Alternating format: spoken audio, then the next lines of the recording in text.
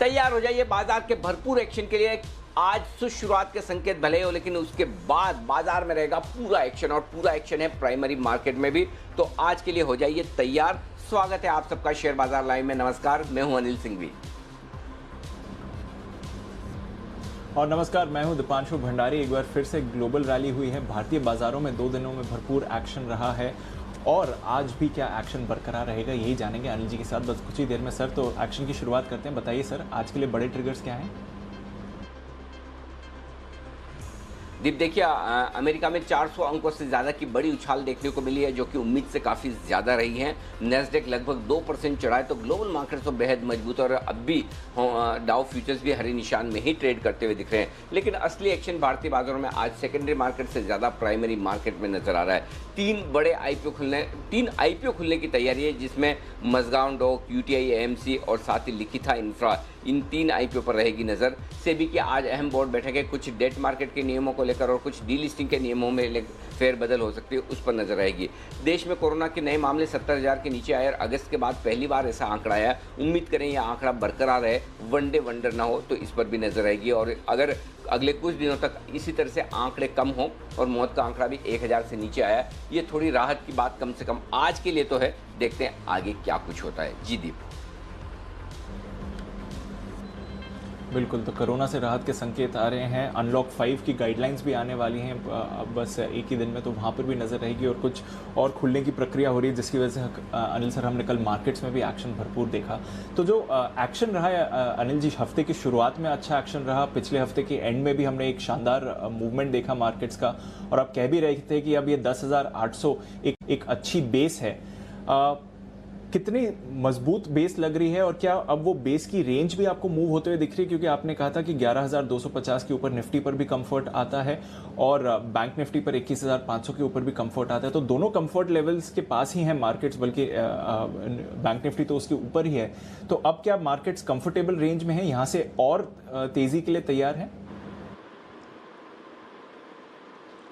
दीप, important चीज़ ये है कि देखिए, मालूम है प्रॉब्लम क्या है? प्रॉब्लम ये कि लोगों को लगता है कि 10,800 से 11,800 पहुंचने में हमने लंबा वक्त लगाया, लेकिन 11,800 से वापस आप 10,800 तक आए तो उतना वक्त नहीं लगा। बढ़ने में बाजार टाइम लगाता है, घटने में नहीं लगाता। लेकिन अगर आप पिछले 2 दिनों में देखें तो बढ़ने में भी टाइम नहीं लगाया है। ये सबसे बड़ा चेंज है, ये स्ट्रेंथ दिखाता है। और घटने की एक बड़ी वजह आप ये भी मान सकते हैं कि पिछली सीरीज थी और उस सीरीज में बिकवाली होती हुई दिखी, और जैसे ही सीरीज खत्म हुई उसके बाद बाजार ऐसे उछले एकदम स्प्रिंग की तरह। देखिए 250 पॉइंट शुक्रवार को बढ़ गए, 250 पॉइंट कल बढ़ गए। अब नेचुरली आप इस स्पीड से तो रोज़ नहीं बढ़ सकते हैं, हर रोज़ तो ऐसा होगा नहीं, लेकिन फिर भी बढ़ने की स्पीड भी अपने आप में कम नहीं है। तो मुझे लगता है कि इस उछाल में सबसे बड़ा कंफर्ट और सबसे बड़ी जो बात है वो ये कि अगर हल्के से भी आपके सर के ऊपर से नेगेटिव ट्रिगर्स कम हो जाएं, मैं खत्म होने की बात नहीं कर रहा, हल्के से भी कम हो जाए, तो बाजार में जो ताकत है ना वो तुरंत बाहर आती है। अब हल्के से नेगेटिव ट्रिगर्स कम होना क्या, एक्सपायरी निकल गई, एफआईज की सेलिंग का प्रेशर थोड़ा सा कम हुआ, ग्लोबल मार्केट्स हल्के से मजबूत हो गए। और पिछले 3 दिनों से हमने चाइना के साथ बॉर्डर पर तनाव की बात नहीं की। इसका मतलब ये नहीं कि तनाव खत्म हो गया, इसका मतलब ये नहीं कि एफआईज ने पूरी तरह से कैश में खरीदना शुरू कर दिया, इसका मतलब ये नहीं कि एक्सपायरी खत्म होने के बाद एफआईज बेच नहीं सकते, उन्होंने बिकवाली कम की। लेकिन आप सोचिए, थोड़ी सी अगर आपको नेगेटिव न्यूज़ आना कम हो जाए और हल्की सी पॉजिटिव मिल जाए, तो किस तरह से बाजार 2 दिनों में बड़ा उछाल 10,800 से 11,250 दिखा देते हैं। ये बाजार की ताकत है, और यही वजह है कि जो फ्लो स्ट्रॉन्ग है, जो मजबूती वाले हैं, वो आपको इस तरह का इशारा देते हैं कि लोगों को समझ में आता है कि मिस कर दिया तो फिर वापस मिलेगा नहीं। अनडाउटेडली इसमें कोई दो राय नहीं कि अक्टूबर का महीना वॉलेटाइल रहेगा, आपको दोनों तरफ ट्रेड मिलेंगे भी, क्योंकि पूरी दुनिया की सबसे बड़ी इवेंट, ये देश की नहीं है, पूरी दुनिया की सबसे बड़ी इवेंट है जो नवंबर के पहले हफ्ते में होने वाली है, अमेरिका में राष्ट्रपति के चुनाव। तो जाहिर सी बात है उससे पहले बहुत कुछ होना है। लेकिन हमारे बाजारों की अगर आप बात करेंगे तो इसमें कोई डाउट नहीं कि बाजार में स्ट्रेंथ ज़बरदस्त है। इस बाजार को बढ़ने के लिए अच्छी खबरें मिले तो बहुत ही बढ़िया दौड़ लगाएगा, और अच्छी खबरें ना मिले, सिर्फ बुरी खबरें कम हो जाएं तो भी बाजार चल पड़ेगा। ये बाजार की ताकत, तो पिछले 2 दिनों में जो कुछ दिखा है मुझे, वो स्क्रीन की ताकत दिखी है और वो कॉन्फिडेंस बढ़ाने वाली है। फिर कहूँगा एक तरफा नहीं चलेगा, रुक रुक कर चलेगा और वही बाजार की सेहत के लिए अच्छा भी है। अगर बाजार में पिछली सीरीज़ के अंत में और आखिरी हफ्ते में सीरीज़ के जो बड़ा शार्प करेक्शन आया तो उसकी एकमात्र वजह, इसकी बिल्कुल भी वजह शॉर्ट सेलर्स नहीं थे, हार्डली बाजार में शॉर्ट थी पिछले हफ्ते। अगर घटे हैं तो सिर्फ तेजी करने वाले ट्रेडर्स से अपनी पोजीशन 2 दिन 4 दिन के लिए संभल नहीं पाई, वो 200-400 पॉइंट के लॉसेज में अपना मार्क टू मार्केट लॉस नहीं भर पाए और उन्होंने किसी भी भाव में अपने स्टॉक बेचकर, अपने इंडेक्स बेचकर अपना लॉस बुक किया गुरुवार तक और वो निकले। कमज़ोर ट्रेडर्स के बाहर निकलते ही हल्के बाजार में, और मैं इसमें कमज़ोर ट्रेडर्स से मतलब आप ये मत सोचिए मैं रिटेल ट्रेडर्स की बात कर रहा हूँ, ऐसा बिल्कुल भी नहीं। बिल्कुल कमज़ोर ट्रेडर्स ऐसा नहीं कि रिटेल ही होता है, कमज़ोर ट्रेडर्स एफआईज भी होते हैं। अगर 76% 75% से आप सितंबर सीरीज की शुरुआत करें एफआईज की नेट लॉन्ग पर इंडेक्स में और बंद करें आप 44% पे, तो कमज़ोर ट्रेडर्स वहाँ भी है। इसका मतलब ये कि कई सारी एफआईज होंगी जिनका लॉन्ग ट्रेड गलत पड़ा, जिन्होंने सोचा होगा कि सितंबर की सीरीज में बड़ा पैसा बनेगा, नहीं बना, तो उन्होंने भी तो अपनी पोजीशन फेंकी है। तो ये पोजीशन फेंकने का काम ऐसा नहीं कि सिर्फ रिटेल करता है, रिटेल मार्जिन की कमी की वजह से या मार्क टू मार्केट लॉस ना भर पाने की वजह से करता होगा, लेकिन एफआईज करते हैं तो बाजार पर उनका कॉल डायरेक्शन गलत होने की वजह से करते हैं। वहाँ पर भी तो हेज फंड से जो ट्रेडर हैं, जैसे हमारे यहाँ ट्रेडर है, तो पॉइंट ये है कि ये जो तेजी की पोजीशन कम होने का सिलसिला था वो पिछले गुरुवार तक खत्म हुआ और अब जो उछाल आई है वो बाजार की ताकत दिखा रही। तो अचानक से पिछले हफ्ते सेल ऑन राइज वाला मार्केट अब वापस से बाय ऑन डिप्स वाला मार्केट बनता हुआ दिख रहा है, ये बेहतरीन चीज़ है। जी दीप। बिल्कुल, तो बाजार के मूड माहौल में तो ज़रूर सुधार हुआ है और इसकी वजह से हम एक्शन भी बाजार में भरपूर देखेंगे। सर, आज के संकेतों के बारे में भी बात करेंगे, फंड एक्टिविटी के बारे में भी टच करेंगे और ग्लोबल क्यूज़ पर भी चर्चा करेंगे। पर एक बड़ी खबर जो अभी थोड़ी देर पहले आई है उस पर भी नज़र डाल लेते हैं। Vedanta finally sir delisting offer पर क्लैरिटी आ रही है। 5 अक्टूबर को ये डीलिस्टिंग ऑफर खुलने वाला है, उससे पहले 3 अक्टूबर को बोर्ड बैठक भी है उनके नतीजों को लेकर। किस तरह से अब देखना चाहिए? क्लैरिटी तो आ रही है पर अभी भी बाजार एक्सपेक्ट कर रहा है कि अपवर्ड प्राइस ही होना चाहिए जहां पर डीलिस्टिंग होगी। कैसे देखेंगे इस डेवलपमेंट को सर? दीप 140 पर बंद हुआ है, 140 पर तो नहीं होगी डीलिस्टिंग। यहाँ से जो भी देना है ज़्यादा ही देना है। पहली चीज़ तो ये कि देखिए सबसे बढ़िया बात तो ये कि अब आपको डेट्स की क्लैरिटी आ गई। 5 तारीख से ओपन ऑफर शुरू होगा, 9 को ख़त्म होगा। काउंटर ऑफर 13 तारीख को आ सकता है कंपनी की तरफ से। जो भी बुक बनेगी रिवर्स बुक बिल्डिंग के जरिए, अब इसमें 13 तारीख तक अगर कंपनी चाहे तो अपनी रिवाइज़ कर पाएंगी और उसके बाद जो भी प्राइस होगी वो 16 तारीख तक अनाउंस की जाएगी। और अगर कंपनी डीलिस्टिंग ऑफर स्वीकार कर लेती है तो 23 तारीख तक आपके पास पैसे आ जाएंगे। यानी कि अब से लेकर आपके पास ब्रॉडली 25 दिनों का इन्वेस्टमेंट है अगर आप वेदांता में आज शेयर खरीदते हैं। अब इसमें 2 चीज़ें हैं, क्या वेदांता 140 रुपये में लेना चाहिए? अब मेरा ये समझना है कि यहाँ से कुछ न कुछ ऊपर के दाम पर ही होगा। तो अगर आप 140 रुपये में भी खरीदते हैं आज वेदांता तो आप खोएंगे कुछ भी नहीं, यहाँ से भी आपको कुछ न कुछ और मिलना है, कम से कम 10 से 15 रुपये मिल सकते हैं। अब अल्टीमेटली किस प्राइस पर डीलिस्टिंग होगी ये 2 बातों पर डिपेंड करता है। पहली चीज़, बड़े इन्वेस्टर्स क्या सोचें, जैसे कि LIC जो सबसे ज़्यादा स्टेक रखती है और उनका डिसीजन सर्वोपरि होगा और उन्होंने जो प्राइस तय कर ली अपनी इन्वेस्टमेंट कमेटी में और उन्होंने इंडिकेशन दे दिया कि हम इस प्राइस पर शेयर देने को तैयार है, तो आमतौर पर बाकी फंड्स उसे फॉलो करते हैं क्योंकि LIC सबसे बड़ी होल्डिंग रखती है। तो अगर LIC ये सोचती है कि 150 155 अच्छा है, LIC सोचती है 170-75 कम से कम होना चाहिए। अब LIC क्या सोचकर मन बनाती है वो इंपॉर्टेंट चीज़ होगी, पहली चीज़। दूसरी चीज़, फर्ज करें LIC कहती है कि हम तो 175 180 200 में से पहले हम डीलिस्टिंग का ऑफर नहीं देंगे, उससे कम नहीं करेंगे। तो अगर बाकी सब लोग भी LIC की तरह हायर प्राइस पर डीलिस्टिंग बिड करें, लेकिन क्या कंपनी की ताकत है, उतने फंड्स का अरेंजमेंट है कि क्या वो 175 200 की डीलिस्टिंग बर्दाश्त कर सकती है? नहीं तो फिर क्या होगा, अगर उनकी अगर तैयारी 155 160 की है तो फिर ये भी हो सकता है कि फिर कंपनी ये कहे कि भाई हम तो इतना ऊपर में ले नहीं पाएंगे, छोड़ दीजिए, तो वो डीलिस्टिंग ऑफर गिर भी सकता है। तो 2 बड़ी चीज़ें जो अब से लेकर आपको 9 अक्टूबर तक धीमे धीमे क्लैरिटी मिलेगी।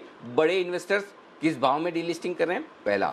दूसरा, डीलिस्टिंग प्राइस क्या कंपनी को एक्सेप्टेबल है। आई एम श्योर कि जिस तरह से वेदांता ऊपर ट्रेड करता था और बहुत सारे इन्वेस्टर्स अभी भी ऐसे हैं जिनके पास वेदांता ऊपर के भाव के लिए हुए हैं, तो उनके लिए अभी भी प्राइस काफ़ी नीचे है। लेकिन प्रॉब्लम ये है कि अगर आप डीलिस्टिंग नहीं करेंगे तो वापस भाव, यही वेदांता 2 महीने पहले आपको 90 रुपये पर ट्रेड करता हुआ दिख रहा था 3 महीने पहले। तो पॉइंट ये है कि यहाँ से अब आपके लिए डीलिस्टिंग नहीं करवाना भी उतना ही दिक्कत का काम है।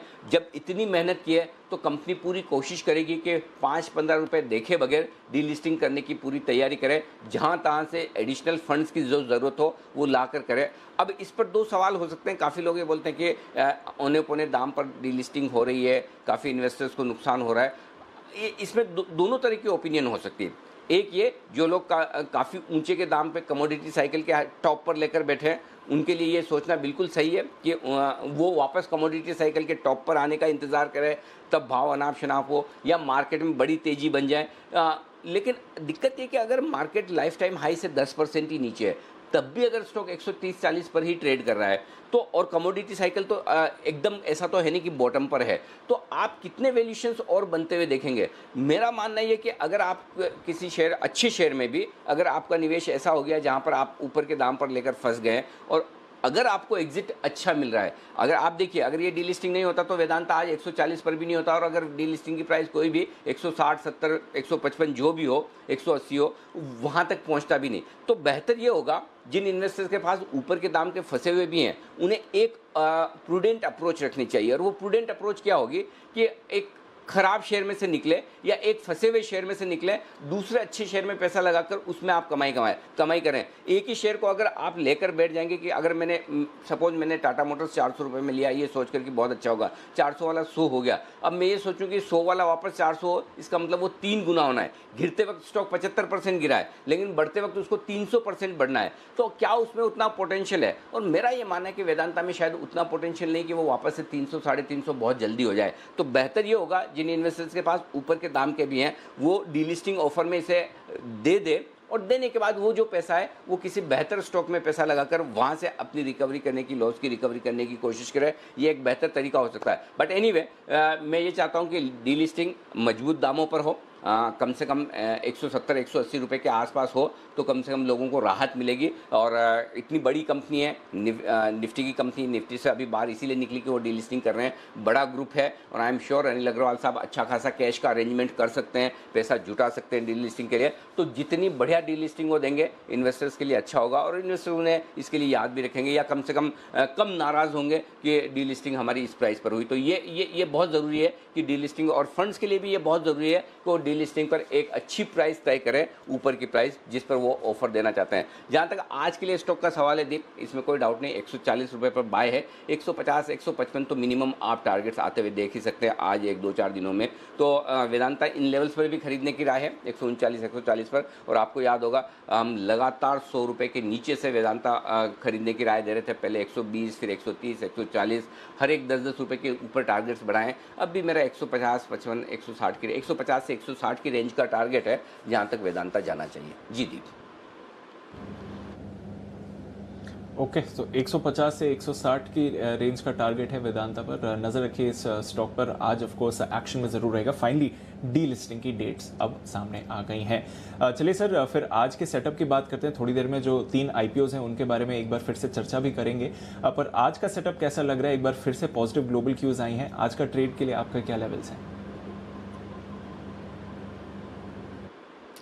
दीप, सेटअप बढ़िया है, कहीं कोई दिक्कत वाली बात नहीं। थोड़ी सुस्ती आपको SGX निफ्टी में है, या फिर थोड़ी अगर सुस्ती एशिया में है, तो कोई दिक्कत वाली बात नहीं है। जितना सुस्त या नीचे खुले उतना बढ़िया। मैं तो मानता भी नहीं कि सुस्त खुलेगा। मेरे हिसाब से तो 11,250 के ऊपर ही खुलना चाहिए, लेकिन अगर सुस्ती के साथ खुले तो बढ़िया। तो ग्लोबल सेटअप आपके लिए पॉजिटिव है, इसमें कोई डाउट नहीं है।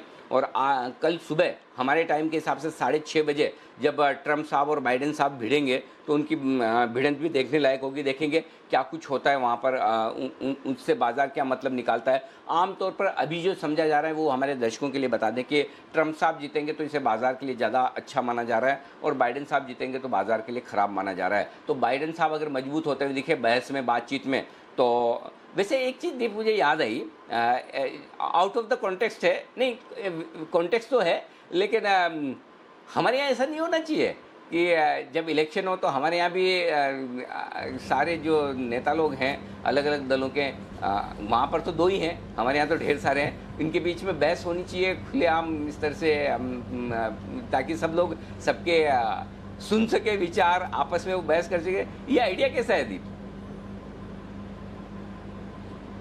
सर मज़ा आ जाएगा, अगर ऐसा भारत में भी हो जाए तो मज़ा आ जाएगा। पर सवाल तो यही है सर कि इतने लोगों को मैनेज कैसे करेंगे, क्योंकि वहाँ पर तो 2 ही लोग हैं और 90 मिनट्स का एक फिक्स टाइम होता है डिबेट के लिए। पर यहाँ पर अगर ये हो जाए तो इतने लोगों को आप मैनेज कैसे करेंगे, क्योंकि मेरे हिसाब से तो डिबेट के मॉडरेटर भी आप ही को होना चाहिए, जिस तरह से आप सारे पक्षों को संभालेंगे। बट इतने लोगों को कैसे हैंडल करेंगे ये बताइए।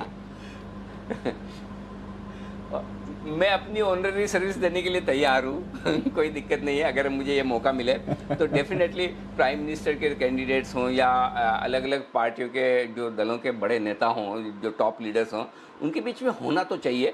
मैनेज करना इजी है, और कुछ नहीं तो कम से कम हम टेक्नोलॉजी का सहारा लेकर डिजिटल प्लेटफॉर्म्स पे कर सकते हैं। लेकिन पॉइंट ये कि हम अमेरिका से उनका खाना पीना, पहनावा, उनका कल्चर तो बहुत अडेप्ट कर रहे हैं। कुछ अच्छी चीज़ें हैं वो भी अडॉप्ट करनी चाहिए, वो भी हमें सीखनी चाहिए। जिसमें कि एक ये चीज़ मैं बहुत इसे अच्छा मानता हूँ, ये एक हेल्दी ट्रेंड है जहाँ 2 पॉलिटिकल लीडर आमने सामने, देश के सामने, दुनिया के सामने अपने विचार रखते हैं। तो ये बढ़िया चीज़ है। एनीवे, तो मैं थोड़ा आउट ऑफ कॉन्टेक्स्ट चला गया। तो ये कल सुबह 6:30 बजे हमारे यहाँ ये बैठक होगी, हमारे यहाँ 6:30 बजे के हिसाब से ये बहस होगी। इस पर भी नज़र रखिएगा। और इस बहस होने के बाद दीप पूरा जो दोनों आपस में लड़कर क्या कह रहे हैं वो दीप आपको 7 बजे बता देंगे और 8 बजे भी बताएंगे। तो पूरा विश्लेषण, उसका पूरा जो भी दोनों के व्यूज़ हैं वो हम आपके सामने रख देंगे कि दोनों प्रतिद्वंदी वहाँ पर क्या कह रहे हैं। लेकिन फिलहाल इस लिहाज से मुझे लगता है कि ग्लोबल संकेत थोड़े ठीक है। हाँ, आज शाम को अमेरिका में इतनी तेज़ी होने के बाद थोड़ा सा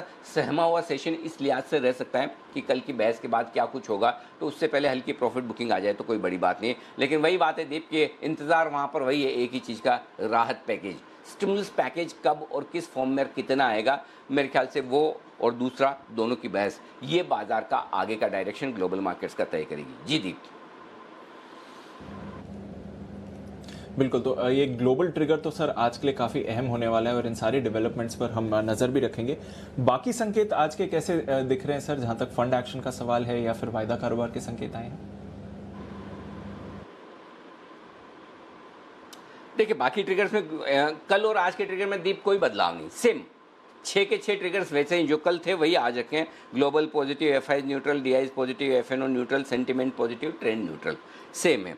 ट्रेंड पॉजिटिव हो जाएगा अगर निफ्टी 11,300 के ऊपर बंद हो जाए और 22,050 के ऊपर बंद हो जाए बैंक निफ्टी आज के सेशन में, या जब भी हो जाए। ये हो गया आपके लिए पहली लाइन जो मैं आपको बता दूं कि इन 2 लेवल्स पर क्लोजिंग के लिहाज से आपको नज़र रखनी है। अब आइए निफ्टी के लिए आज की सपोर्ट रेंज 11,050, 11,150 निफ्टी पर मजबूत सपोर्ट जो है खरीदारी की रेंज है। ये 11,300, 11,450 या 150 पॉइंट की रेंज ऊपर है जहाँ कहीं कहीं प्रॉफिट बुकिंग आपको आती हुई दिखेगी। बैंक निफ्टी 21,175, 21,375 आज की डे सपोर्ट जोन है और इस रेंज में मिले मौका तो खरीदना चाहिए। 21,950, 22,050 सप्लाई जोन है, यहाँ पर आए तो डेफिनेटली प्रॉफिट बुक करना चाहिए। दिन की छोटी रेंज 11,200, 11,300 है आज के लिए, इस रेंज में हम काम चलाएंगे। इनफैक्ट 11,275 ही निकल कर आती है ऊपर की रेंज। 11,150, 11,350 दिन की मीडियम रेंज है और 11,075 से लेकर 11,400 दिन की बड़ी रेंज के तौर पर आप मानकर चल सकते हैं। बैंक निफ्टी 21,475, 21,800 दिन की छोटी रेंज, 21,375, 21,950 दिन की मीडियम रेंज और 21,275 से लेकर 22,050 ये दिन की बड़ी रेंज है। 21,150, 22,075 ये सबसे मजबूत सपोर्ट रेंज है दिन के लिए। और 21,150 नहीं दिया मैंने, 22,075 वो भी काफ़ी, वहाँ से भी हम करीबन देखिए ना 22,275 से भी करीबन 400 पॉइंट ऊपर बंद हुए, तो उतना काफ़ी है। एफआई ने तेज़ी की पोजीशन अपनी और बढ़ाई है। सीरीज़ की शुरुआत शुक्रवार को 44% नेट लॉन्ग के साथ की थी इंडेक्स में, नेट तेज़ी की पोजीशन, और अब 58% पर आ गए हैं। तो 2 ही सेशन में उन्होंने 14% अपनी लॉन्ग पोजीशन बढ़ाई है, जिसमें शॉर्ट भी घटाई है और लॉन्ग पोजीशन भी बनाई है। पुट कॉल रेशियो कंफर्टेबल है 1.37 पर, न ओवरबोट न ओवरसोल्ड, और विक्स और कम हुआ है जो तेज़ी की तरफ इशारा कर रहा है, 5% की कमी आई है। जी दी। बिल्कुल, तो आज बाजार के लिए ज़्यादातर संकेत आपको अच्छे ही दिखेंगे और देखते हैं कि यहाँ से एक्शन और बिल्डअप होता है कि नहीं। पोजीशंस के बारे में बताइए सर, जिनकी एग्जिस्टिंग पोजीशंस है उन्हें क्या ध्यान में रखना चाहिए? आपने कल थोड़े हेज भी बनवाए थे अग्रेसिव ट्रेडर्स के लिए, उन्हें क्या करना चाहिए? दीप बिल्कुल आप सही कह रहे हैं, इसलिए मैं कह रहा था कि कल अगर आप किसी तरह की पोजीशन न लेकर जाएं तो भी आपको सुबह मौका मिलेगा। और आप देखिए एसजेएक्स निफ्टी एकदम सुस्ती के साथ कल खुलने की संकेत दे रहा है। पॉइंट यही होता है कि आप best of the best markets discount करके जब चल रहे हो, डे हाई पर बंद हो रहे हो, तो रिस्क रिवॉर्ड रेशियो कितना है आपके लिए नेक्स्ट दिन के लिए, ये बड़ी चीज़ होती है। तो उस लिहाज से अगर आप देखेंगे तो कल की स्ट्रेटेजी थी वो एकदम ठीक है। अगर आपको गैप से ओपनिंग नहीं मिल रही है तो फिर आप करेंगे क्यों, करेक्ट। तो एसजेएक्स निफ्टी ने वो कल का जो 3:20 का डिसीजन था कि फ्रेश पोजीशन ना रखें, जो लॉन्ग पोजीशन है वो बनाए रखें, वो ज़्यादा ठीक है।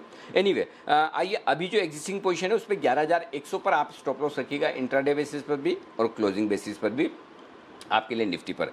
बैंक निफ्टी पर मैं 2 स्टॉप लॉस दे रहा हूँ।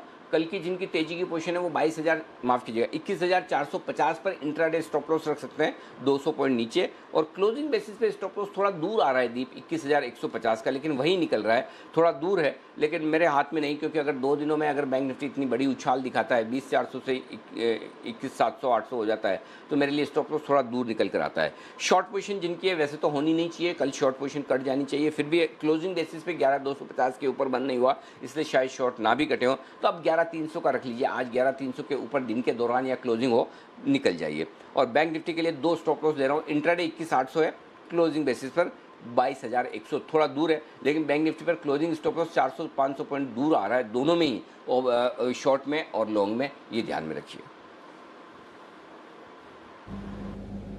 ओके तो ये है आपके लिए जहां तक आपकी एग्जिस्टिंग पोजीशंस का सवाल है, क्या लेवल्स ध्यान रखने चाहिए। नई पोजीशंस आज कैसे बनाएंगे सर?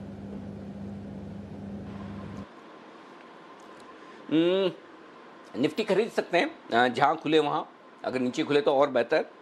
11,100 के स्टॉप लॉस के साथ 11,275, 11,300, 11,325, 11,350 और 11,400 ये टारगेट होंगे आपके लिए निफ्टी पर। अब निफ्टी शॉर्ट जो करना है दीप यहाँ थोड़ा ट्रिकी है कि कहाँ से करें, क्या 11,250 ही ठीक है, क्या 11,300? देखिए 11,300 से 11,500 ये शॉर्ट करने की रेंज तो है, 11,250 से ही शुरू हो जाता है मन तो, और लेकिन अब ये कि कहाँ करें, और मोमेंटम जितना स्ट्रॉन्ग है तो इसलिए कोई हड़बड़ी और जल्दबाजी ना करें शॉर्ट करने के लिए, तो आराम से शॉर्ट करने का सोचेंगे। और शॉर्ट करने का मेरे ख्याल से 11,350, 11,400 की रेंज में करेंगे, ज़्यादा बढ़िया है। 11,500 आपका स्टॉप लॉस होगा, 11,300, 11,250 और 11,225 इन 3 टारगेट के लिए आपको करनी है बिक वाली। नई पोजीशन आप बैंक निफ्टी में कैसे बनाएंगे? खरीदिए बैंक निफ्टी 21,275, 21,475 की रेंज में, 21,150 का स्टॉप लॉस होगा, और 21,650, 21,800 और 22,050, 21,950 और 22,050 ये 4 टारगेट आपको रखने हैं अगर आप बैंक निफ्टी में खरीदारी करते हैं। और 22,000 के आसपास डेफिनेटली प्रॉफिट बुकिंग करनी चाहिए दीप, वहाँ पर फिर किसी का इंतजार न करें कहने का, प्रॉफिट बुक करके आराम से बैठें, ये आपकी रेंज होगी। जो लोग बेचना चाहते हैं बैंक निफ्टी 21,950, 22,050 अगर मौका मिलता है तो एकदम परफेक्ट शॉर्ट रेंज है, करना चाहिए, 100% करना चाहिए विद स्ट्रिक्ट स्टॉप लॉस 22,200 का। बैंक निफ्टी में तो कभी बिना स्टॉप लॉस लगाए शॉर्ट करें ही ना, लॉन्ग भी ना करें, पहले स्टॉप लॉस डालें उसके बाद ट्रेड करें, ये ज़्यादा ठीक है, क्योंकि बैंक निफ्टी है ही ऐसा, तो जब बढ़ता है तो फिर वो स्टॉप लॉस नहीं ट्रिगर करो तो आपको 500 पॉइंट का नुकसान इतना जल्दी देता है कि आप सह नहीं पाएंगे, तो बिना स्टॉप लॉस आपको बैंक निफ्टी में ट्रेड करना ही नहीं है। तो जो लोग शॉर्ट करना चाहते हैं 22,000 के आसपास 22,200 का स्टॉप लॉस रखिएगा, 21,800, 21,700, 21,650 और 21,550 तक के टारगेट के लिए आपको करनी है बिकवाली। जी दीप। बिल्कुल, तो ये 22,000 का जो लेवल है वो काफ़ी अहम रहेगा जहाँ तक बैंक निफ्टी का सवाल है। सर एक छोटा सा सवाल, जो बैंक निफ्टी का ये 2 दिनों का एक्शन रहा है, ज़्यादा स्ट्रेंथ अभी भी बैंक निफ्टी में ही दिख रही है सर? क्या ये निफ्टी को और ऊपर लेके जाएगा या फिर बैंक निफ्टी छोटी सी आउट परफॉर्मेंस रहेगी और वापस निफ्टी का चर्न वापस आ जाएगा? नहीं, मैं नहीं मानता कि बैंक निफ्टी को ऊपर ले जाएगा। बैंक निफ्टी का काम एक ही है दीप, और वो ये कि निफ्टी के मुकाबले में ज़्यादा गिरना और निफ्टी के मुकाबले में ज़्यादा बढ़ना, फ़र्क इतना ही है। लेकिन ताकत जो है ना, एक्चुअली ताकत निफ्टी में ज़्यादा है। आप देखिए अगर बैंक निफ्टी ऊपरी लेवल से 25,232 से 22,000 माफ़ किया 20,400 कितना आया 2 दिन पहले, 20,404, यानी कि आप देखिए ना करीबन करीबन आपका 4,700 4,800 पॉइंट हो गया, ठीक है, 4,800 पॉइंट, 4,800 पॉइंट का मतलब हो गया ऑलमोस्ट आपका मतलब 20% मान लें आप, अगर बैंक निफ्टी इतना गिर जाता है और निफ्टी 11,800 से 10,800 यानी 10%, तो बैंक निफ्टी डबल गिर रहा है, तो फिर बैंक निफ्टी की ताकत कैसे हुई? तो मैं नहीं मानता कि बैंक निफ्टी की इतनी ताकत है कि कंसिस्टेंटली वो निफ्टी को ऊपर ले जा सके। ये ताकत तो निफ्टी की माननी चाहिए। तो बैंक निफ्टी 1-2 दिन आउट परफॉर्म कर सकता है, इससे ज़्यादा नहीं। ओके, बैंक निफ्टी 1-2 दिन ही आउट परफॉर्म करेगा, उससे ज़्यादा नहीं, पर ज़रूर एक्शन भरपूर है निफ्टी बैंक निफ्टी दोनों में। तो देखते हैं आज की परफॉर्मेंस कैसे रहेगी। सर, फंड एक्शन थोड़ा विस्तार में समझाइए, क्योंकि एफआईएस की कैश में बिकवाली कम हुई है, फ्यूचर्स में एक बार फिर से उन्होंने अच्छी खरीदारी करी है, कैसे समझना चाहिए फंड एक्शन? देखिए, फंड एक्शन में दीप ऐसा है कि सिंपल ये है कि एफआईज ने बिकवाली धीमे धीमे कम की है और कल फिर से उनकी बिकवाली कम हुई है, सिर्फ 27 करोड़ की रही। इसका मतलब है कि किसी भी दिन अब आपको कैश में खरीदारी का आंकड़ा आता हुआ दिख सकता है। लेकिन उससे ज़्यादा इंपॉर्टेंट है वायदा कारोबार के आंकड़े। मैं बार बार कहता हूँ कि वायदा कारोबार के आंकड़े से आप शॉर्ट टर्म ट्रेंड बदलने के संकेत लीजिए। 709 करोड़ के उन्होंने इंडेक्स खरीदे हैं और इंडेक्स में लॉन्ग पोजीशन बनाई। ये शॉर्ट कवरिंग नहीं है, लॉन्ग पोजीशन है और ये अच्छी बात है। इंडेक्स में फ्रेश लॉन्ग किए हैं एफआईज ने और ये बड़े दिनों बाद किए, तो ये एक अच्छा संकेत। स्टॉक्स में 777 करोड़ की खरीदारी, यहाँ पर भी लॉन्ग पोजीशन बनाई है। ऑप्शंस में 425 करोड़ की खरीदारी, लेकिन इसको लेकर मैं उत्साहित नहीं, क्योंकि यहाँ पर पुट ज़्यादा खरीदे गए हैं। कॉल्स भी खरीदे हैं लेकिन पुट में ज़्यादा, तो ये आंकड़े थोड़े बैलेंस और हल्के से नेगेटिव साइड पर हैं जो ऑप्शंस की खरीदारी के। बाकी इंडेक्स और स्टॉक्स में जो नेट लॉन्ग पोजीशन एफआईज ने बढ़ाई है वो अच्छा कॉन्फिडेंस बढ़ाने वाली है। घरेलू फंड ने 550 करोड़ के आसपास की खरीदारी की है, तो इनके आंकड़े अच्छे ही माने जाएंगे। एफआईज का नेट लॉन्ग बढ़कर 58% हो गया 54% से, ये एक अच्छा संकेत है ही दीप। निफ्टी और बैंक निफ्टी के दोनों ही प्रीमियम बढ़ गए। 8 पॉइंट के डिस्काउंट से निफ्टी 10 पॉइंट के प्रीमियम पर आ गया। बैंक निफ्टी देखिए सीरीज़ के शुरुआत में 3 पॉइंट के डिस्काउंट पे था, अब 59-60 पॉइंट के प्रीमियम पर आ गया। अब आइए वायदा कारोबार के आज के आंकड़े आपको बता दूं। 11,200 आपके लिए पहले मेक और ब्रेक का लेवल है। अगर आप 11,200 के नीचे ट्रेड करना शुरू करें तो ही पहला संकेत आपको हल्की वीकनेस और कमजोरी का होगा। जब तक 11,200 ना तोड़ें तब तक आप फील ही मत करिए कि आप कमज़ोर हैं या आपको सावधान भी रहना है। निश्चिंत रहिए, मस्त एकदम, कोई टेंशन नहीं। क्यों? 11,200 के पुट पर 17 लाख शेयर हैं और 11,200 के कॉल्स पर 20 लाख शेयर है। तो जैसे आप थोड़ा नीचे आएंगे 11,200 पे जो कॉल राइटर है वही अपनी शॉर्ट पोजीशन काटने को तैयार है। और 11,200 तक के ऊपर अगर आप बने हुए हैं, इनफैक्ट 11,250 के ऊपर बने हुए हैं दीप, तो करीबन है ना 50 लाख शेयर कॉल राइटर्स ऐसे हैं जो ट्रैप हैं। तो और ये सीरीज की शुरुआत में ही है और जो सीरीज इसी हफ्ते एक्सपायर होनी है परसों, तो उस लिहाज से आपको निचले स्तरों पर शॉर्ट कवरिंग का सहारा मिलेगा। देखिए, पिछली सीरीज़ की प्रॉब्लम थी कि तेजी की पोजीशन ज़्यादा थी और इस वजह से बाजार फिसले। इस सीरीज की शुरुआत में प्रॉब्लम शॉर्ट सेलर्स की ज़्यादा है और शॉर्ट सेलर्स इस वक्त बाजार को नहीं गिरने देंगे और पिछली सीरीज में लॉन्ग ट्रेडर्स बाजार को बढ़ने नहीं दे रहे। तो इस बार उल्टा है, इस बार शॉर्ट्स ज़्यादा बन रहे हैं। शुरुआती 2 दिनों में जो शॉर्ट बने, अगर 11,250 के ऊपर निफ्टी टिकता है तो 50 लाख शेयर कॉल राइटर्स ऐसे हैं जो शॉर्ट हो जाएंगे। हाँ, 11,300 पार करना मुश्किल है और उसकी वजह यह है कि हाईएस्ट ओपन इंटरेस्ट इस सीरीज़ का 11,300 के कॉल पर है, 26 लाख शेयरों का। लेकिन अगर एक बार 11,300 पार किया तो कम से कम 100 से 150 पॉइंट की तेजी के लिए बाजार और तैयार होता दिखेगा। फिर 11,350 से 11,450 की रेंज में कहीं न कहीं पहुंचेगा, क्योंकि तब आपके पास अच्छा खासा शॉर्ट के लिए मसाला हो जाएगा। करीबन 75 लाख शेयर आपके कॉल्स में शॉर्ट हो जाएंगे, जिन्हें इस गुरुवार के पहले कटना है। तो मैं ऊपर की तरफ 11,300 देख रहा हूँ, नीचे आज 11,200। इस 100 पॉइंट की रेंज में शायद बाजार वक्त बिताने की कोशिश करे। इस 100 पॉइंट की रेंज में जिस तरफ कहीं बाहर निकले 50 पॉइंट का एडिशनल मूव आज के लिए आप गिन लीजिए। ये हो गया निफ्टी। अब आइए बैंक निफ्टी 21,500, ये आपके लिए बेस हो गया। अगर आज आप 150 पौने 200 पॉइंट घट भी जाते हैं बैंक निफ्टी पे तो कमज़ोर मत समझिए। 21,500 के नीचे से ही आपको गिनना शुरू करना है कि क्या आप कमज़ोर हैं, क्योंकि 21,500 के पुट और कॉल दोनों पर बराबरी का ओपन इंटरेस्ट है 5.5 लाख शेयरों का। तो ये रस्सा कशी वाला लेवल है। ऊपर 22,000, नीचे 21,000, ये दोनों लेवल तोड़ने की जल्दबाजी नहीं है बाजार को। तो बस इन लेवल्स पर नजर रखिए। 21,000 22,000 की रेंज, 21,500 बीचों बीच का लेवल जीती। बिल्कुल, और उस बीचों बीच के लेवल के थोड़ा ऊपर ही आपको इस समय बैंक निफ्टी दिख रहा है। तो देखते हैं किस तरह का आज ट्रेड होगा। मार्केट्स में तो काफ़ी एक्शन है सर, प्राइमरी मार्केट्स में एक्शन है। लास्ट टाइम पता नहीं 3 आईपीओज कब एक साथ खुल रही हों और उसमें से 2 तो काफ़ी बड़ी हैं। इन 2 के बारे में हम पहले भी बात कर चुके हैं, एक बार रिवीजन भी ले लेंगे। पर एक जो छोटी आईपीओ लिथिका, इसके बारे में पहले बात कर लेते हैं सर। सिर्फ 60 करोड़ का इशू है, आपने आखिरी बार इतना छोटा इशू देखा था? और क्या राय है इस पर, निवेशकों को क्या करना चाहिए अगर इस आईपीओ में इंटरेस्ट हो तो? ये बड़ा हिम्मत वाला काम है दीप, की इतनी छोटे, आजकल ये उल्टा हो गया। पहले ये होता था कि छोटे आईपीओ में बड़ा इंटरेस्ट होता था लोगों का और बड़े सब्सक्रिप्शन आते थे, कई गुना बढ़ता था और उसके बाद फ्लोटिंग स्टॉक कम हो तो बड़ा एक्शन हो जाता था। लेकिन अब वो बात नहीं रही। अब जितने बड़े आईपीओ उतना ज़्यादा रेस्पॉन्स, उतना ज़्यादा इंटरेस्ट लोगों का होता है और फंड्स और एफआईज बड़े बड़े प्लेयर हो गए हैं आईपीओ में। इस वजह से तो इस ऐसे माहौल में 60 करोड़ का आईपीओ लाना हिम्मत का काम है।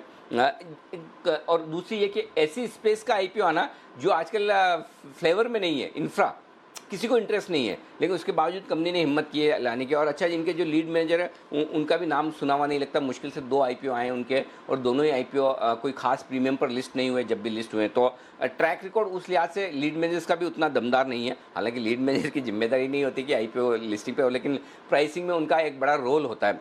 लेकिन लिखिता अगर आप सिर्फ डेटा और, क्योंकि देखिए जब तक कंपनी लिस्ट नहीं होती, जब तक आप मैनेजमेंट से बहुत बात नहीं करते, तब तक आपको एक अंदाज़ा नहीं लगता कि कंपनी कितनी बढ़िया है, क्या है। लेकिन कागजों पर कंपनी बढ़िया है, मैं ये कह सकता हूँ। बैलेंस शीट इनकी मजबूत दिखती है, ऑर्डर बुक स्ट्रॉन्ग है, अच्छी ऑर्डर बुक है, वैल्यूशंस बहुत महंगे नहीं है, सस्ते हैं, कैश फ्लोज इनके इम्प्रूव हो रहे हैं, डेटर साइकिल कंफर्टेबल है।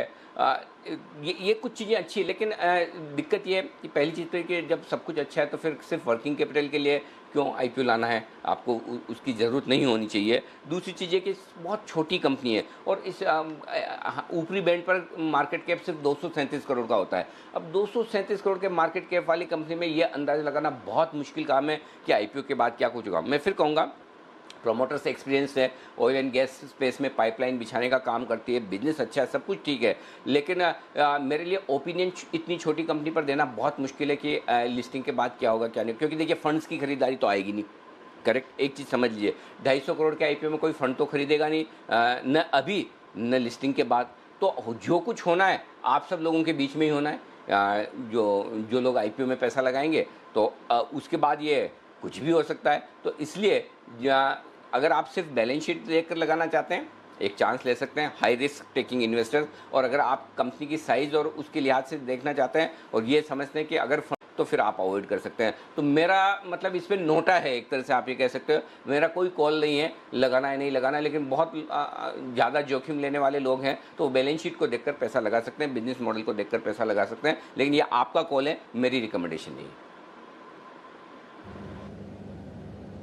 ओके, तो ये काफ़ी क्लियर आपके लिए कॉल है कि अगर आप हाई रिस्क इन्वेस्टर्स हैं, थोड़ा अगर इनके फ्यूचर बिजनेस परफॉर्मेंस के एक्सपेक्टेशंस पर आप पैसा लगाना चाहें तो लगाइए, वरना अगर आप चाहें तो इसे अवॉइड भी कर सकते हैं। बट अनिल जी की तरफ से कोई व्यू नहीं है इस पर। मजगांव डॉक सर, हम सबको हाफ डे आप दे रहे हैं आज पैसा लगाने के लिए? बिल्कुल 11 से 2 के बीच में दीप को छुट्टी दी जाए और दीप अपने इसमें पैसा लगाकर तब तक उस समय का सदुपयोग कर सकते हैं। नहीं, लेकिन जोक्स अपार्ट, इनफैक्ट मैं कहूँगा कि ये एक बेहतरीन आईपीओ है जहाँ सबको पैसा लगाना चाहिए। बस वही है, अभी एक हमारे दर्शक दीप वो ट्वीट कर रहे थे कि सर आप इतना जोर से रिकमेंड मत करो किसी आईपीओ को, फिर हमें अलॉटमेंट ही नहीं मिलता है।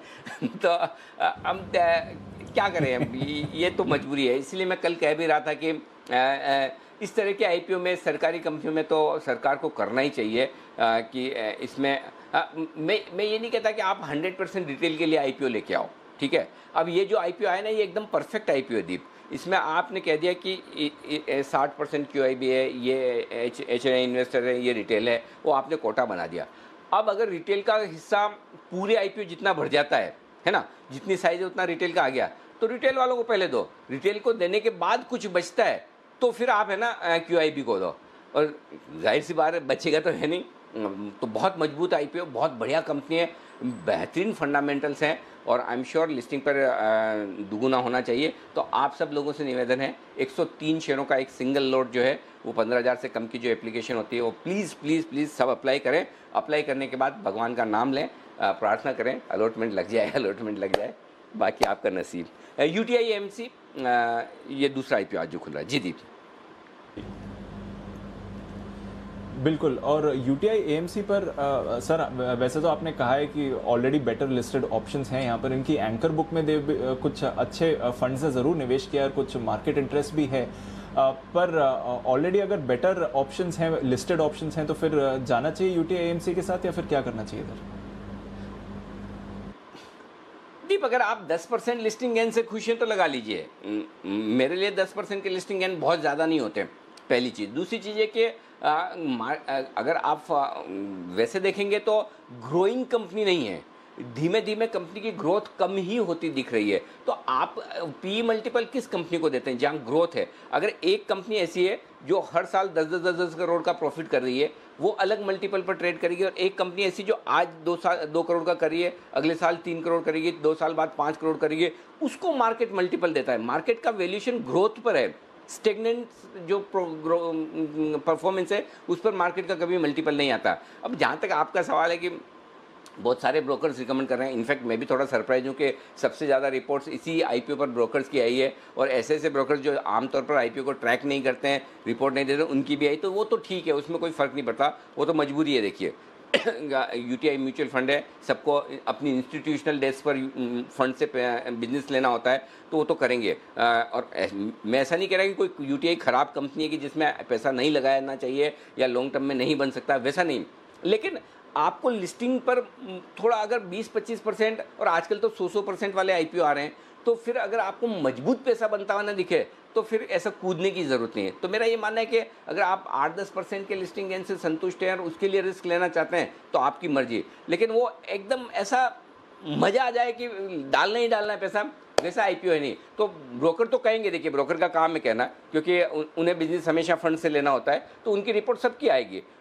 बाकी मझगांव डॉक पे रिपोर्ट नहीं निकाल रहे जो इतनी बढ़िया कंपनी है, लेकिन यूटीआई पे निकाल रहे हैं, तो वो समझ में आता है। दीप,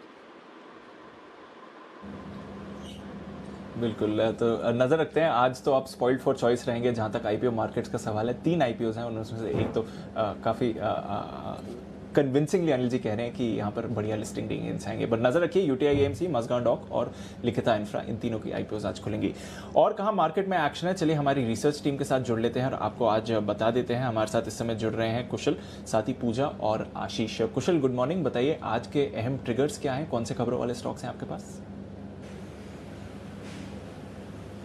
गुड मॉर्निंग दीपांशु। आज के ट्रिगर से शुरुआत कर लेते हैं और यहाँ पर कमर्शियल कोल माइनिंग की तकनीकी बोली लगाने के लिए आज आखिरी तारीख है। ये जो डेडलाइन है 18 अगस्त लास्ट थी, उसको एक्सटेंड करके 29 सितंबर किया गया था। इसके अलावा ईआईएच का राइट्स इशू आज से खुलेगा और 13 अक्टूबर तक ये खुला रहेगा। 350 करोड़ का ये कुल राइट्स इशू है और राइट्स इशू का जो प्राइस है 65 रुपये प्रति शेयर है और इंटाइटलमेंट रेशियो जो है वो 85 शेयर अगर आप होल्ड करते हैं तो 8 राइट्स इशू के में आप जो है शेयर सब्सक्राइब कर सकते हैं। साथ ही प्रधानमंत्री मोदी जो है आज नमामि गंगे प्रोजेक्ट्स के तहत 6 मेगा प्रोजेक्ट्स उत्तराखंड में लॉन्च करने वाले हैं, तो वहां पर भी नजर रहेगी। इसके अलावा 2 स्टॉक्स से जुड़ी हुई एक्स डेट्स है, जिसमें राइट्स इसके शेयर बायबैक की एक्स डेट है आज। साथ ही लॉरस लैब्स, इनकी जो स्टॉक स्प्लिट है 1:5 में, उसकी भी आज एक्स डेट है, तो यहाँ इन दोनों स्टॉक्स पर भी आप नजर रखिए। इसके अलावा इंडिया ग्रिड ट्रस्ट से जुड़ी हुई खबर है, इन्होंने करीब 74% हिस्सेदारी जेकेटीपीएल में इन्होंने कल्पतरू पावर ट्रांसमिशन और टेक्नो इलेक्ट्रिक से खरीदी है और कुल जो एंटरप्राइज वैल्यू लगाई जा रही है इस कंपनी की वो है 310 करोड़ की।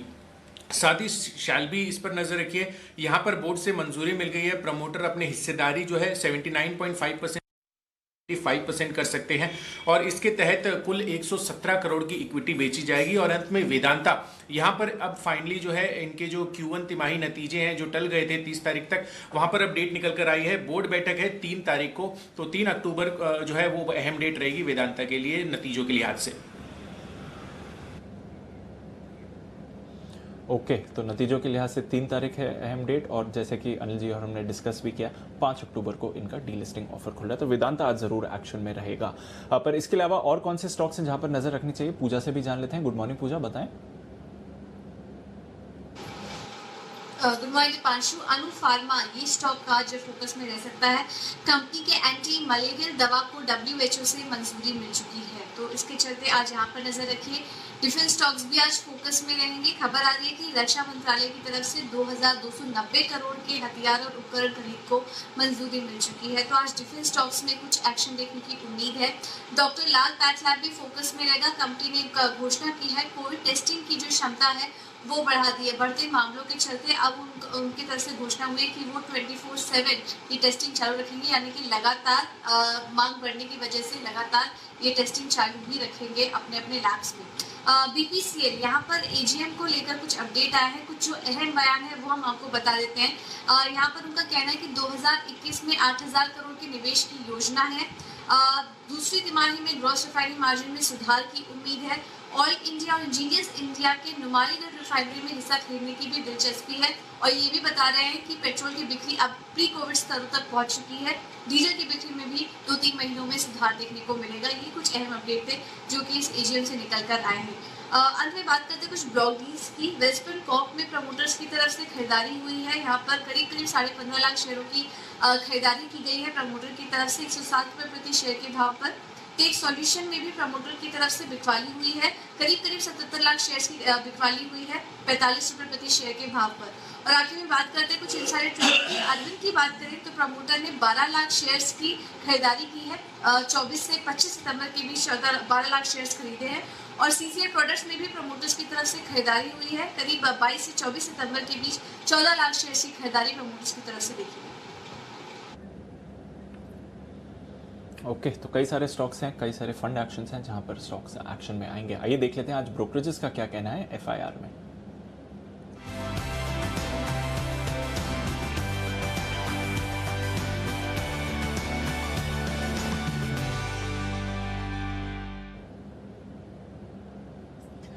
गुड मॉर्निंग आशीष, बताइए कौन सी रिपोर्ट्स हैं आपके पास? Good morning Deepanshu. सिर्फ एकमात्र एक ही रिपोर्ट है स्टील सेक्टर पर, CLSA की पॉजिटिव रिपोर्ट है, जहां पर एक आ जा रहा है कि नियर टर्म आउटलुक अगर आप देखें तो काफी बढ़िया देखने को मिला है।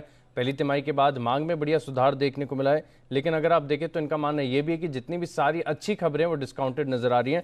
टाटा स्टील ये एक ऐसा स्टॉक है जहां पर इनका भरोसा जो है बढ़ते हुए नजर आया है, क्योंकि बिकवाली की राय को बदलकर अभी आउट परफॉर्म की रेटिंग दे रही है, यानी रेटिंग को अपग्रेड कर दिया गया है। और लक्ष्य भी देखिए 340 रुपए से बढ़ाकर इन्होंने करीब 405 रुपए का कर दिया है। 361 जो है कल की क्लोजिंग है। साथ ही साथ अगर आप देखेंगे तो JSW स्टील ये स्टॉक पर ये थोड़े से नजर आ रहे हैं, क्योंकि बिकवाली की राय को बरकरार रखा है। लक्ष्य 185 से बढ़ाकर 220 कर दिया, लेकिन फिलहाल भी अगर आप देखेंगे तो करंट मार्केट प्राइस से नीचे का ही लक्ष्य दिया है, क्योंकि 277 के आसपास की क्लोजिंग है। और इनका मानना है कि रिस्क एंड रिवॉर्ड और वैल्यूएशन के हिसाब से अगर आप देखें तो स्टॉक में पिछले कुछ दिनों में बढ़िया तेजी देखने को मिली है, और जिसकी वजह से मान रहे कि जो रिस्क एंड रिवॉर्ड है वो थोड़ा सा स्ट्रेच नजर आ रहा है। और स्टील सेक्टर में टाटा स्टील क्लियरली ये स्टॉक इनका पसंदीदा माना जाएगा।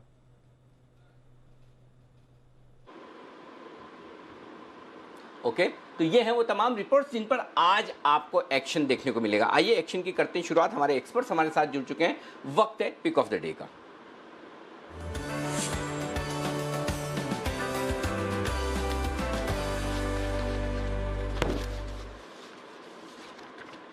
गुड मॉर्निंग वागले साहब, करिए शुरुआत। Good morning Anil ji, good morning Deepanshu. मैं बाय करूंगा अपोलो टायर्स। 128 का बंद है, मेरा 125 का स्टॉप लॉस होगा, 3 रुपए की रिस्क होगी, और मेरा टारगेट 135 का होगा, जो मुझे लगता है आज और कल में आना चाहिए। ओके, अपोलो टायर्स पसंद है वागले साहब को। किरण जी, आपको क्या पसंद है? Good morning. Anil ji, very good morning, Deep morning. Buy करना है सीक्वेंट साइंटिफिक, कैश मार्केट का स्टॉक है। बहुत अच्छे ट्रायंगुलर पैटर्न का ब्रेकआउट दिया है। मेरा स्टॉप लॉस 152 का रहेगा। 166 170 के टारगेट्स आज और कल में देखने को मिल जाने चाहिए। ओके, तो सीक्वेंट साइंटिफिक यहां पर खरीदारी करने की राय है किरण जी की तरफ से। कुणाल जी, सुप्रभात, बताएं sir. Good morning Anil ji, good morning Deepanshu. Anil जी, मेरा भी स्टॉक सीक्वेंट साइंटिफिक है, जिसका अभी जिक्र किरण जी ने किया। अनिल जी, बहुत क्लियर ब्रेकआउट कल के ट्रेड में आता हुआ दिखा। पहली बार 150 रुपए के ऊपर कल ये बंद हुआ। अनिल जी, स्टॉक में 170 का पहला लक्ष्य होगा, और हो सकता है कि ये स्टॉक आपको 180 के लेवल्स भी दिखा दे इसी तेजी में। तो मौजूदा स्तरों पर मेरी भी खरीदारी की राय है। 151 151 पर स्टॉप लॉस रखें। 170 पहला टारगेट और 178 दूसरा टारगेट है, जिसके लिए सीक्वेंट साइंटिफिक में खरीदारी की राय है। Okay, perfect. Bansal ji, good morning sir, आप क्या खरीदेंगे? Good morning Anil ji, good morning Deepanshu. Anil ji, मैं भी फार्मा का स्टॉक खरीदूंगा और कैश का स्टॉक है। और अनिल जी, आप एक चीज देखें, जब से कुणाल जी ने मेंशन करा कि फार्मा में क्रांति आई है, तब से अनिल जी जो इंडिया के नंबर 1 रैप सिंगर है, उनका शायद आपने फेसबुक लाइव पर इंटरव्यू भी किया था। उन्होंने इस वीकेंड पर फार्मा में क्रांति के ऊपर एक पूरा गाना भी निकाला है और मुझे लगता है अनिल जी शायद वो जी बिजनेस भी देखते होंगे, क्योंकि उन्होंने मेंशन करा है कि जितने भी फार्मासिस्ट हैं उनकी विशेष उनका आदर सम्मान होना चाहिए। और मेरा भी पिक जो है फार्मा का है, बट मेरा स्टॉक डिफरेंट है और मैं एलेम्बिक फार्मा को खरीदने की राय दे रहा हूं। 960 का स्टॉप लॉस है, 1043 का टारगेट है। ओके तो फार्मा स्टॉक्स पर सब लोग हैं बुलिश, एलेम्बिक फार्मा में खरीदारी करने की राय बंसल जी की तरफ से। Sumit ji good morning sir, आपकी pick? Good morning Anil ji, good morning. Well आज का पिक ऑफ द डे के तौर पर टाटा मोटर को सिलेक्ट करना चाहिए। ऑटो सेक्टर में तेजी देखने को मिल रहा है और टाटा मोटर यहां से एक अच्छी बढ़त दिखा सकता है। लास्ट एक हफ्ते में टाटा मोटर ने एक ऊपरी लेवल से अच्छा दबाव, अच्छा करेक्शन दिखाया, उसके बाद स्टॉक ने एक रिकवरी बाउंस बैक का संकेत दे दिया है चार्ट्स के ऊपर। टाटा मोटर 132 के आसपास कल का क्लोजिंग है। स्टॉक के अंदर यहां से ऊपर में एक अच्छा अपसाइड मूव देखने को मिलना चाहिए, जिसमें 140 रुपए से लेकर 145 रुपए तक का अपसाइड मूव देखने को मिल सकता है। स्टॉक का जो नीचे में टेक्निकली सपोर्ट है वो 200 डीएमए लेवल्स है, 123 125 के आसपास के सपोर्ट लेवल्स है, तो वो स्टॉप लॉस होंगे। ऊपर में 140 रुपए से लेकर 145 रुपए तक का मूव जल्दी टाटा मोटर के अंदर देखने को मिलना चाहिए। ओके और सिद्धार्थ सेठानी साहब की भी पिक्स रहती है बेहतरीन, तो सर बताएं आपका pick of the day. Good morning Siddharth ji. Good morning Anil ji, good morning Deepanshu. बिल्कुल ये अब तो स्वाइप करने का मौका है, कार्ड स्वाइप करने का, क्योंकि हम जानते हैं कि महाराष्ट्र में भी अब रेस्टोरेंट्स वगैरह खुलने लगे हैं और अक्टूबर के पहले वीक से खुलने लगेंगे। तो ये बहुत बड़ी खबर है कंपनियों के लिए जो क्रेडिट कार्ड रखती है, जिसका बिजनेस क्रेडिट कार्ड है, और उसमें से एक ही कंपनी लिस्टेड है, वो है एसबीआई कार्ड। एसबीआई कार्ड को जरूर खरीदना चाहिए। टारगेट होगा 1020 10-20। मुझे लगता है कि सबसे बड़ी कंपनी है क्रेडिट कार्ड की, 20% का market share, high yielding business और 16-17% के आसपास का नेट इंटरेस्ट मार्जिन है। एसबीआई कार्ड को निवेश के लिए जरूर खरीदना चाहिए 1020 के टारगेट के लिए। ओके तो एसबीआई कार्ड पे हैं बुलिश सिद्धार्थ जी। आइए वीके शर्मा साहब भी हमारे साथ कार्यक्रम में शामिल हो चुके हैं। शर्मा साहब सुप्रभात, बताएं सर आपका क्या इरादा है? अनिल जी सुप्रभात। मेरा इरादा थोड़ा सेरेमिक्स का है, थोड़ा देश की मिट्टी का नाम लिया जाए। काजरिया सेरेमिक्स है मेरा स्टॉक पिक आज, और ये करीब 521 रुपए पे क्लोज हुआ था कल, तो 521 रुपए पे लिया जा सकता है। स्टॉप लॉस 500 रुपए और इसका टारगेट रहेगा 560। ओके कजारिया सेरामिक्स 520 रुपए के आसपास है, तो यहाँ पर खरीदारी करने की राय वीके शर्मा साहब की तरफ से आती हुई। तो ये हैं वो तमाम स्टॉक्स जिन पर एक्शन है। शर्मा साहब अगला सवाल आपसे वेदांता पर लेना चाहता हूँ। आज डीलिस्टिंग के पूरे टाइम टेबल आ गए हैं और 5 तारीख से खुलेगा, 9 तारीख को बंद होगा। ये बताएं क्या प्राइस होनी चाहिए डीलिस्टिंग में ऑफर करने की, सब इन्वेस्टर्स जानना चाहते हैं। दूसरा ये कि क्या 140 रुपये में मार्केट से फ्रेश खरीदारी करनी चाहिए या नहीं? जी इसमें ये जो राय है प्योरली मेरी ये पर्सनल रहेगी, तो मैं समझता हूँ कि 140 रुपये में ये स्टॉक लिया जा सकता है और इसका जो टारगेट है कम से कम जो आपको प्राइस जो देनी चाहिए वो करीब 180 रुपये की देनी चाहिए, कि जहाँ पे आप इसको डीलिस्टिंग के लिए आप इसको हैंड ओवर कर सकते हैं। मेरा अपना ये मानना है और ऑफिशियल ये हमारी जो एडवाइस है ये नहीं है, ये मेरी अपनी निजी राय है।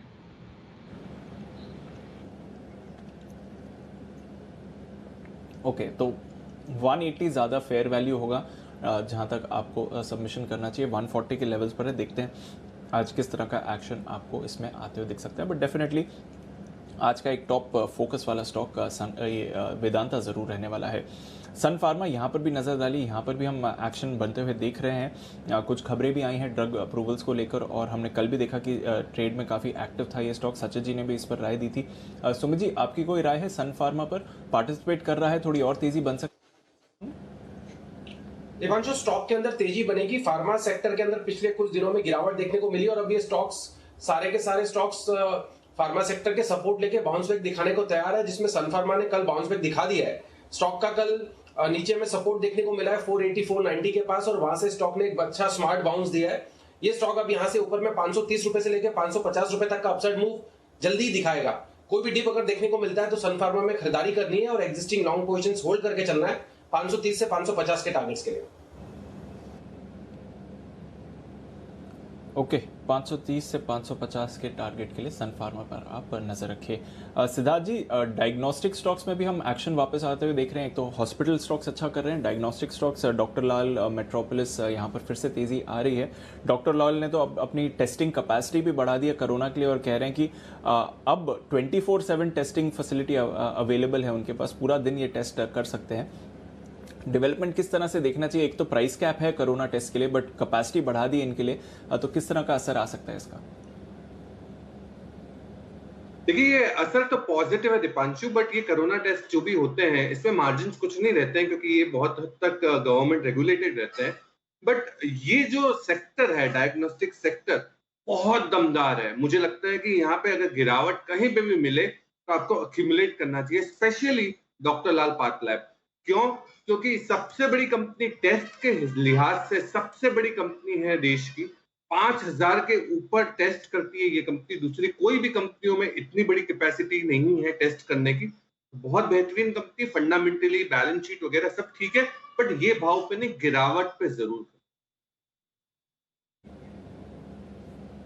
ओके, यहाँ पर गिरावट पर ज़रूर खरीदिए, ये है आपके लिए सलाह जहाँ तक डॉक्टर लाल पाथ लैब्स का सवाल है। स्टॉक भी आपको एक्शन में आते हुए ज़रूर दिखाएं, देखते हैं यहाँ से और तेज़ी बनती है कि नहीं। किरण जी, टाटा स्टील पर राय, हमने देखा है कि एक करेक्शन के बाद अब निचले स्तरों से खरीदारी भी आई है।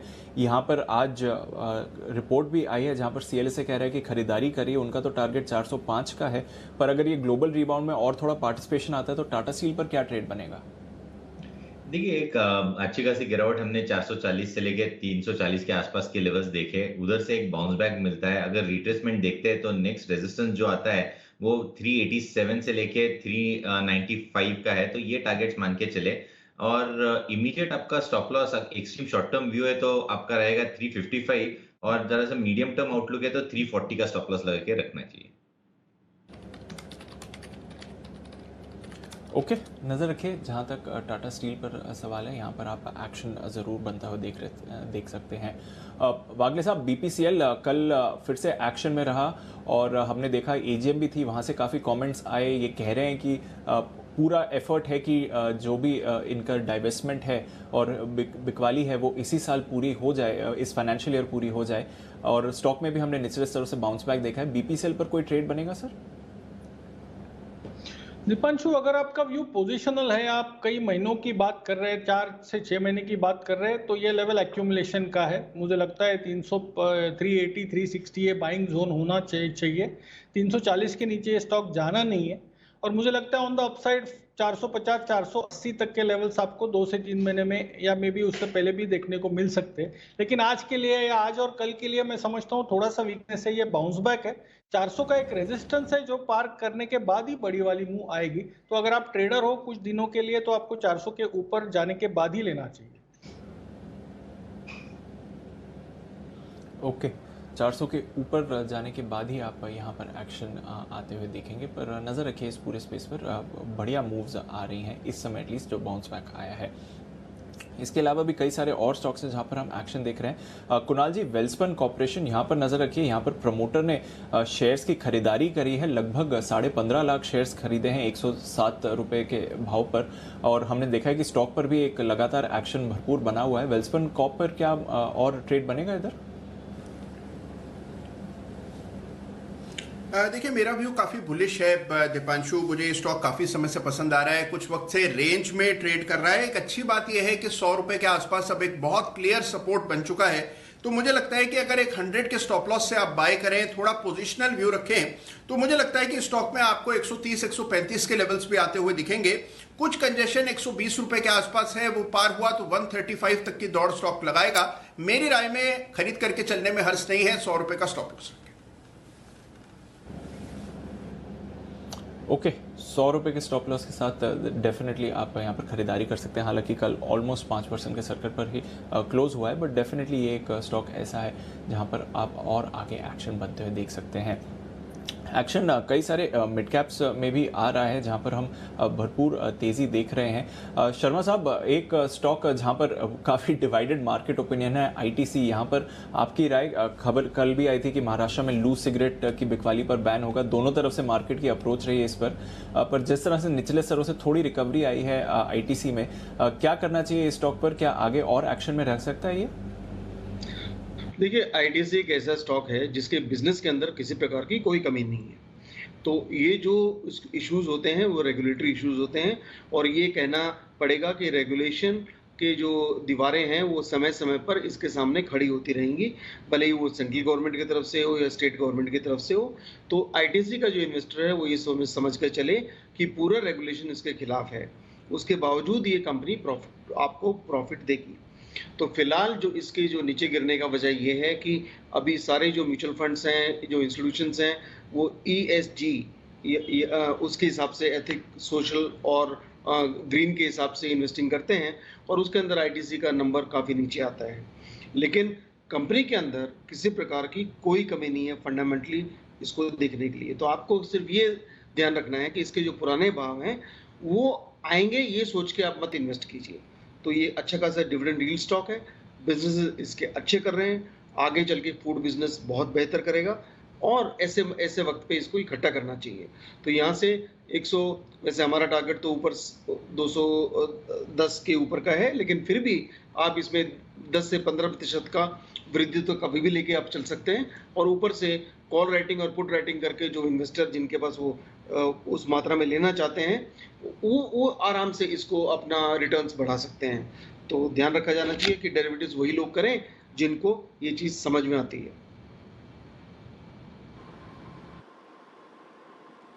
ओके, तो ये है आपके लिए आईटीसी पर राय।